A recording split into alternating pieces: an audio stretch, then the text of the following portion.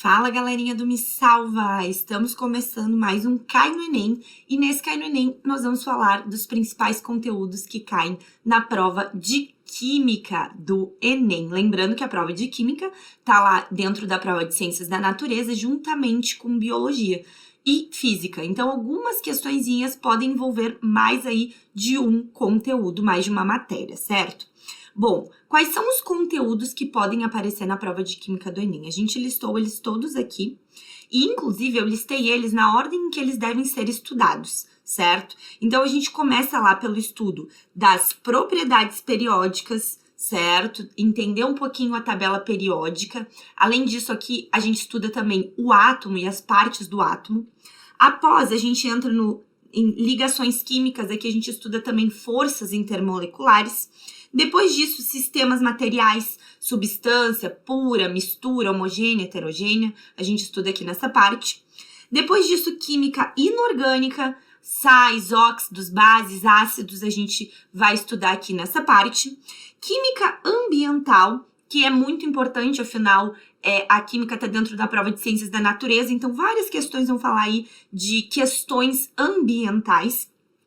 Química orgânica, também aparece bastante, afinal, química orgânica, química dos compostos que compõem os seres vivos, vai aparecer bastante composto orgânico na prova de vocês. Depois disso, gente, a gente entra na parte de cálculos e relações matemáticas, que é a parte de estequiometria e soluções. Após termoquímica, que estuda aí o calor envolvido nas reações químicas. Depois disso, eletroquímica, que vai estudar aí pilhas e dispositivos eletrônicos.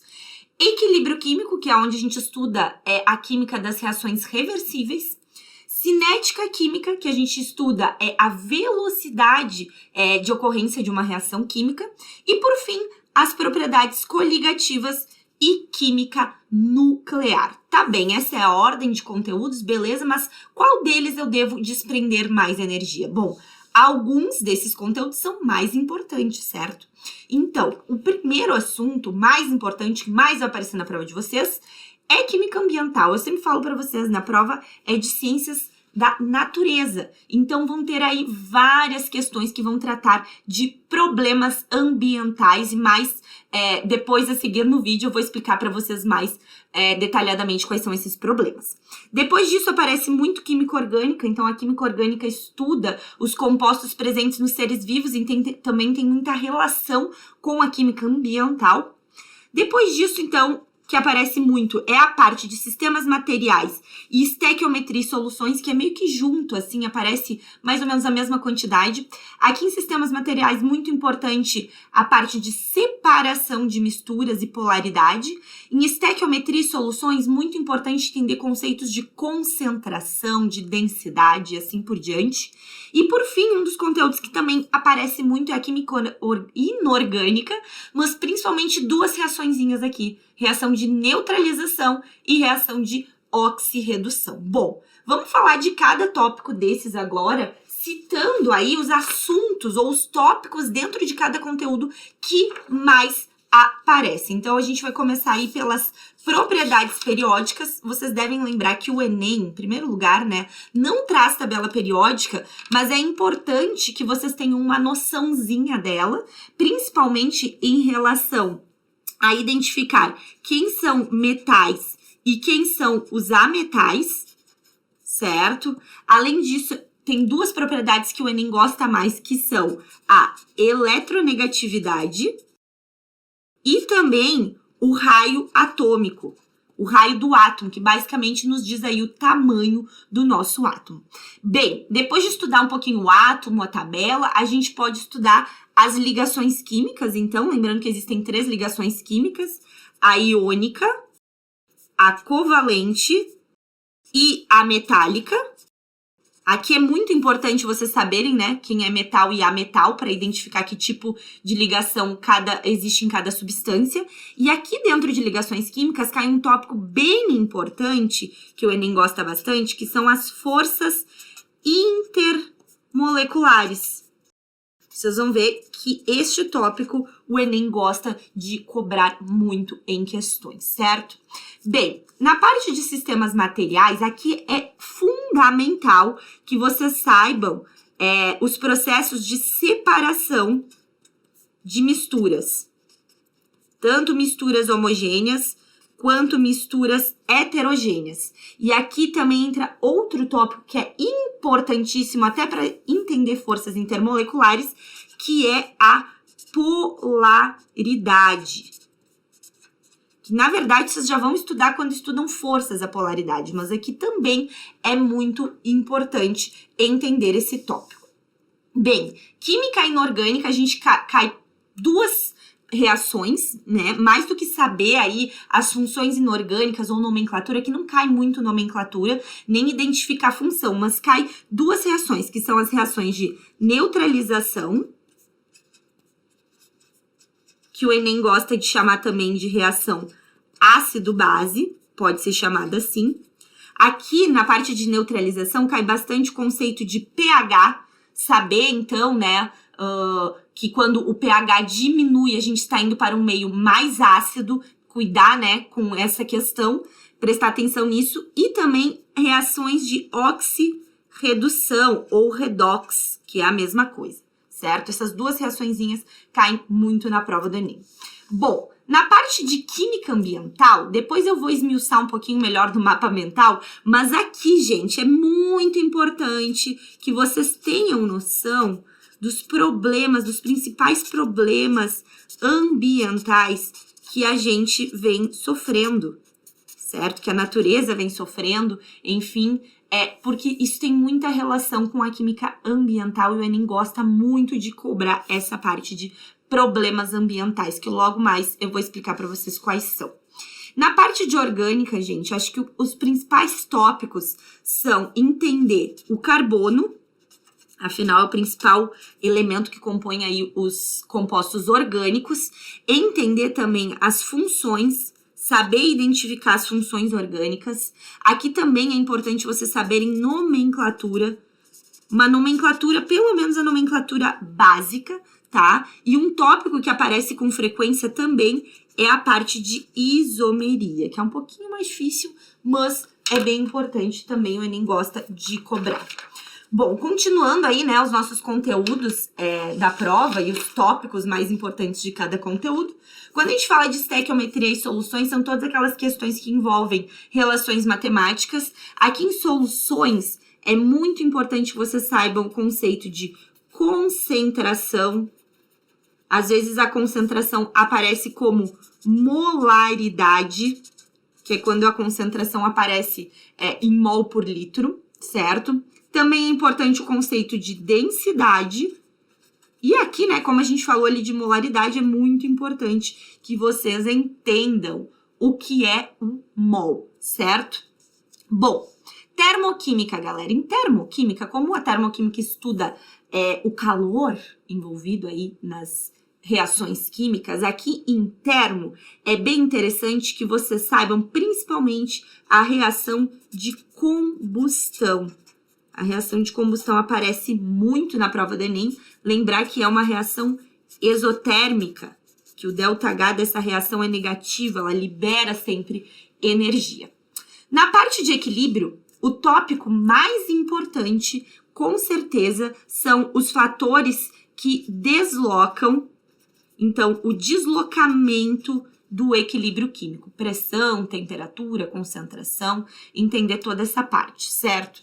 Além disso, né, quando a gente fala de cinética estuda a velocidade das reações. E aqui, um tópico que aparece com bastante frequência é o uso do catalisador. Então, aqui, catalisador é o tópico que mais aparece na parte de cinética química.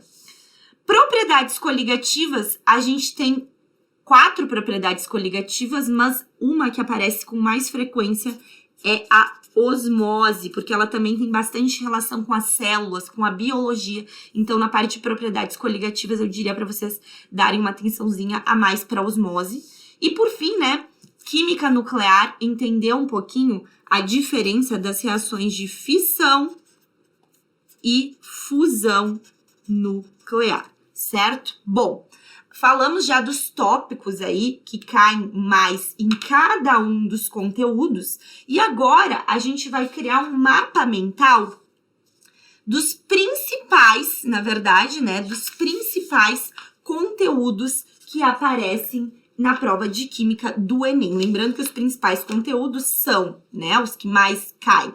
Química ambiental, orgânica, sistemas materiais, estéquio e química inorgânica. Então, a gente vai fazer aí um mapa mental com os principais tópicos desses assuntos, desses conteúdos, certo? Então, vamos começar por química ambiental. Gente, química ambiental é muito importante que vocês saibam sobre problemas ambientais. Que problemas ambientais, professora? Efeito estufa. Efeito estufa é um problema que aparece com bastante frequência.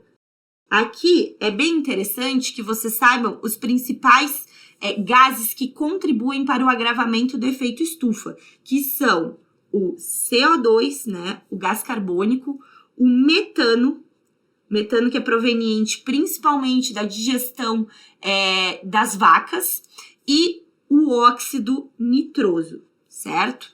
Além do efeito estufa, a gente tem outro problema que aparece com bastante frequência no Enem, que é a chuva ácida.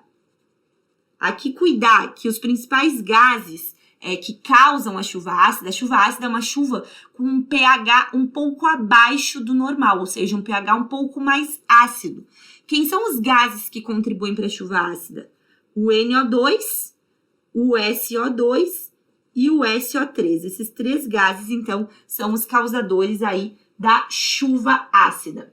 Além disso, gente, é bastante importante vocês saberem um pouquinho a questão dos lixos envolvendo plásticos, tá? E falando em plásticos, um tópico bem importante é a parte de combustíveis, principalmente os combustíveis fósseis, que são provenientes do petróleo.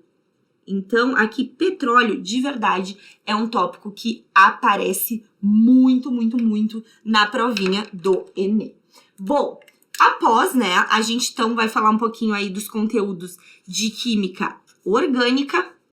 Então, na parte de química orgânica, gente, é muito importante vocês saberem a classificação do carbono, não só do carbono, também a classificação das cadeias carbônicas.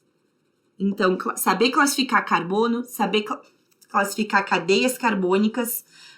Além disso, é muito importante vocês saberem as funções orgânicas, identificar as funções orgânicas, álcool, ácido carboxílico, aldeídos e assim por diante. Aqui também é importante vocês saberem nomenclatura básica, que nomenclatura básica, MET, ET, PROP e assim por diante, né? Que se referem ao número de carbonos que tem lá no meu composto. Por fim, aqui um tópico importantíssimo é a parte de isomeria. Lembrando que o Enem gosta bastante de isomeria óptica e geométrica, principalmente. Bom, na parte então de estequiometria, em estequiometria é muito importante que vocês saibam, eu até já comentei, né, antes, mas é muito importante que vocês saibam na parte de soluções, que eu incluo, né, junto com estequiometria, apesar de não ser exatamente estequiometria,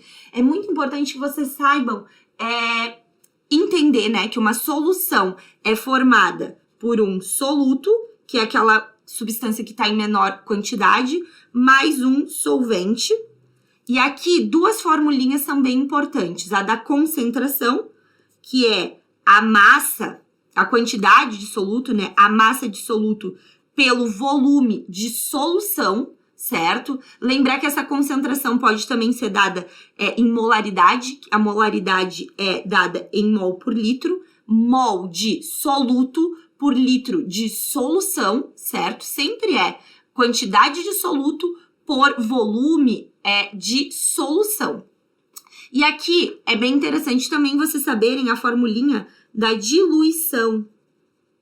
A diluição é dada por C1V1 igual a C2V2, certo? Então, aqui as fórmulas mais importantes. E aqui também é bem interessante, agora para estequiometria de fato, lembrar do mol, né? Que um mol, equivale a 6 vezes 10 na 23 partículas, moléculas, átomos, depende do que eu tô falando. Às vezes esse número vem como 6,02 vezes 10 na 23, também pode ser usado também. E isso também equivale à massa de um elemento, a massa da tabela periódica em gramas, certo? Então, a massa da tabela periódica em gramas é a massa de 1 mol, digamos, de uma determinada substância. Bom, gente, que mais que é importante saber? É importante saber na parte de sistemas materiais. Na parte de sistemas materiais, aqui, o mais importante, de novo, é entender a parte de separação de misturas. Esse, sem dúvida, é o tópico mais importante da parte de sistemas materiais, e aqui é muito importante que vocês entendam a parte de polaridade. Essa é uma das questões que são certas na provinha do Enem.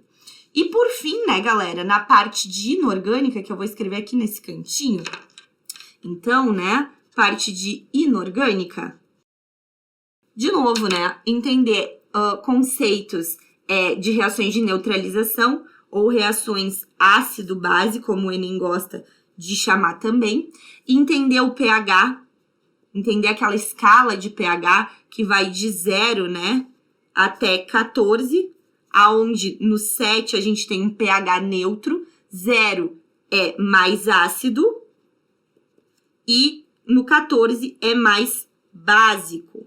Então, lembrar dessa escalazinha aqui de pH e, por fim, né, reações de oxirredução.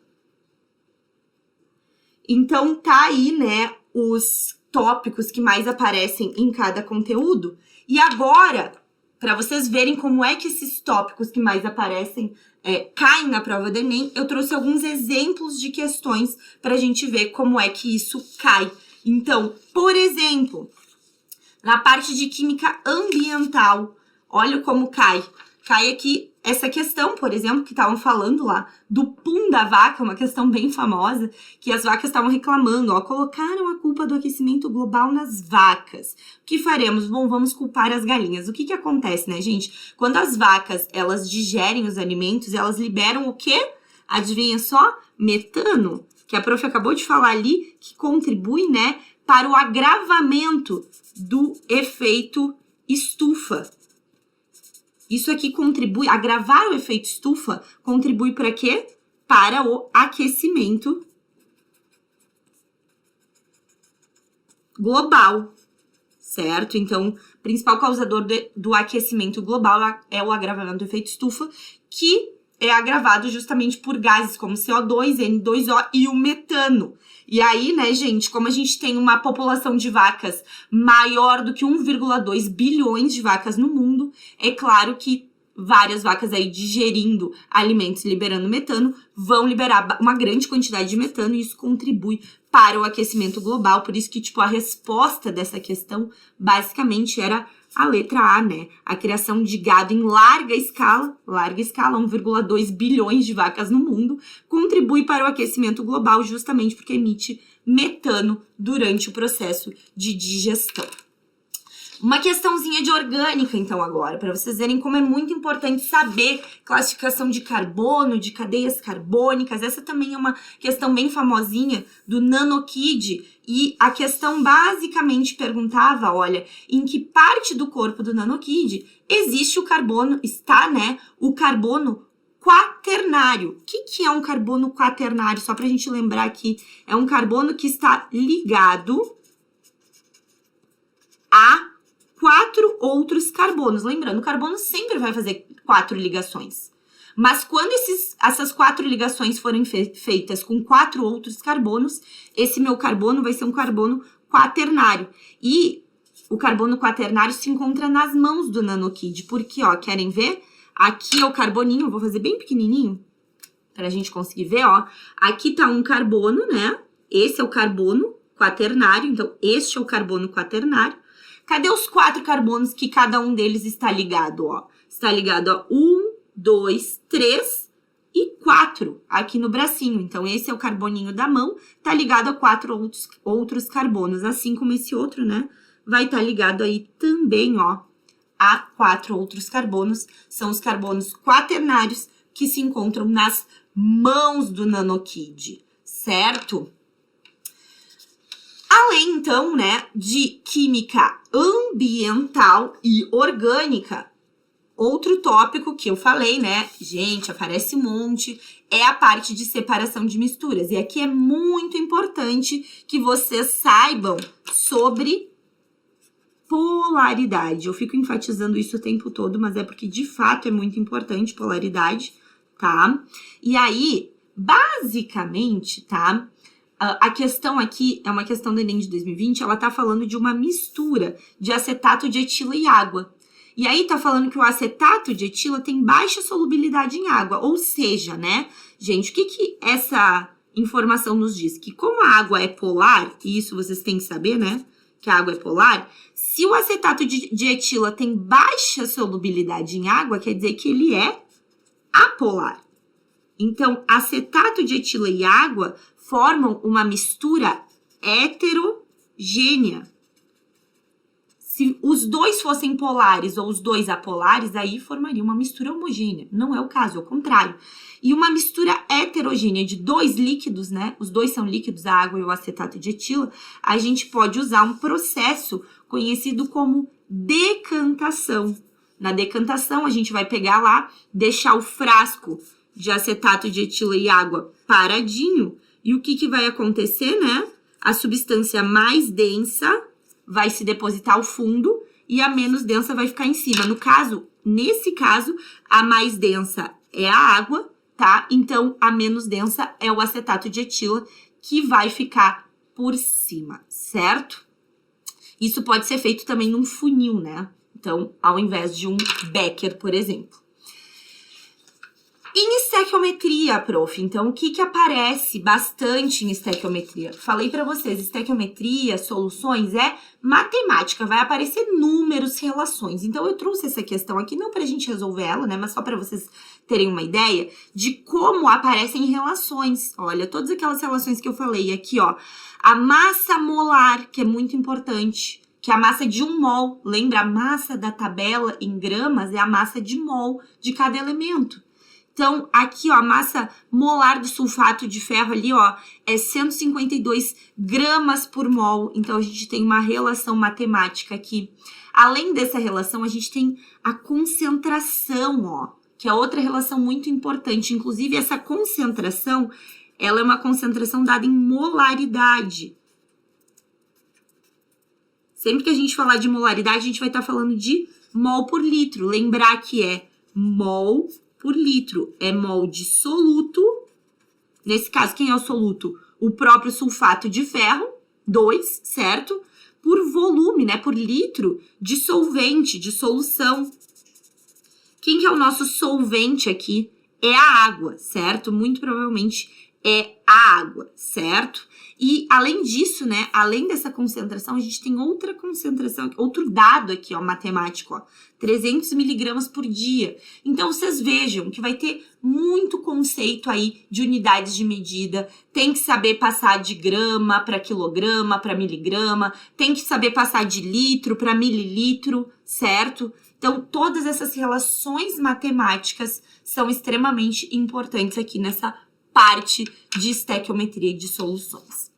E por fim, né, uma questão de inorgânica, eu peguei uma questão bem clássica aí de inorgânica, que o Enem gosta muito, que é a parte de problemas em que a gente encontra, por exemplo, uma água de um lago, de um rio, de um oceano, ou um solo com uma acidez elevada ou uma basicidade elevada. E aí, se vocês forem ver, a gente tem que corrigir esse problema, certo? Né? Problema ambiental, isso aqui não deixa também de ser química ambiental. Então, vejam, ó, a gente tinha um pH básico, um solo que se encontrava com um pH muito básico.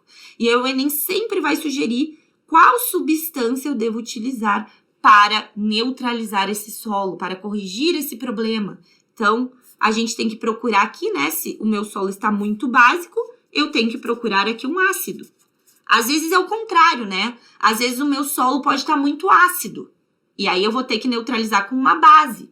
Vocês vão ver que nem sempre, né, a gente vai encontrar de fato um ácido, né? Um ácido é aquela substância que tem um hidrogênio na frente, geralmente ligado a 1 ametal ou a 2 ametais, certo? Vocês vão ver que não tem isso. Então, vocês têm que procurar aqui, às vezes não é um ácido, às vezes é um sal ou um óxido de caráter ácido, certo? Então, é bem importante aqui vocês saberem identificar os sais e os óxidos de caráter ácido, ou os sais e os óxidos, ou os compostos orgânicos até, de caráter básico, por exemplo. Nesse caso, a gente tem um sal aqui, que tem caráter ácido, que é o cloreto de amônio. Então, a resposta correta seria a letra B.